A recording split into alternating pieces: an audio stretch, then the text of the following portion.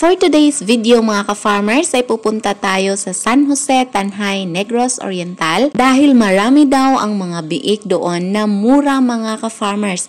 Sa 10,000 pesos ko daw marami na ang aking mabibili. Kaya sinubukan kong magdala ng 10,000 pesos lang po mga ka-farmers. So andito na tayo sa lugar mga ka-farmers. Sobrang daming tao po. Ayan, makikita nyo po mga ka-farmers at maraming baboy. Ayan, merong malaki, merong maliit mga ka-farmers. So, meron kang pagpipilian yung mga malalaki pang litsunin na po. Yung bibilin ko mga ka-farmers, mga biik lang para aalagaan ko na pang litsunin kasi merong paparating na okasyon ang San Juan mga ka-farmers. Ayan yung mga biik nila nasa loob lang po ng sako. Sobrang mura po ng mga biik na yan mga ka-farmers. In fact, merong 1,500, merong tag 1,750. So, sa panahon ngayon mga ka-farmers, imposible na talaga na makakita pa tayo ng ganyan kamurang mga biik. So, hindi pala fake news mga ka-farmers. Totoo pala na ang mura ng mga biik sa lugar dito. Yung tag 1,500 mga ka-farmers ay mga bansot o kulig ang tawag ng iba dito. Kung tingnan sila physically, parang hindi pa mabubuhay.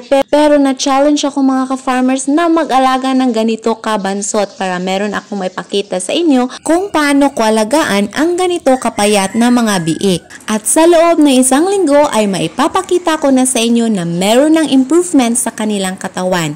Kaya subaybayan nyo palagi ang aking weekly update mga ka-farmers sa mga biik na ito. Hindi po isa o dalawa ang binibili namin mga ka-farmers, kundi 5 po. 3 tag 1,500 at 2 tag 1,750. So ganyan po ako katapong mga ka-farmers. Ito yung sinasabi ko na hindi ako takot malugi. Alam ko din naman na kahit ganito sila kaliit, malaki ang kikitain ko sa kanila pag may benta ng litsunin.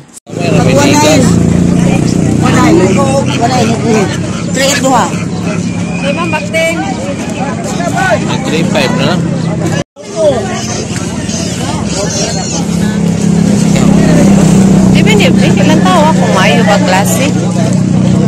Mukaon ba? Ha? Kanang mukaon ba? Kamulon ni. Yung kamulon. Kamulon pati malutot. Ikay na magulo.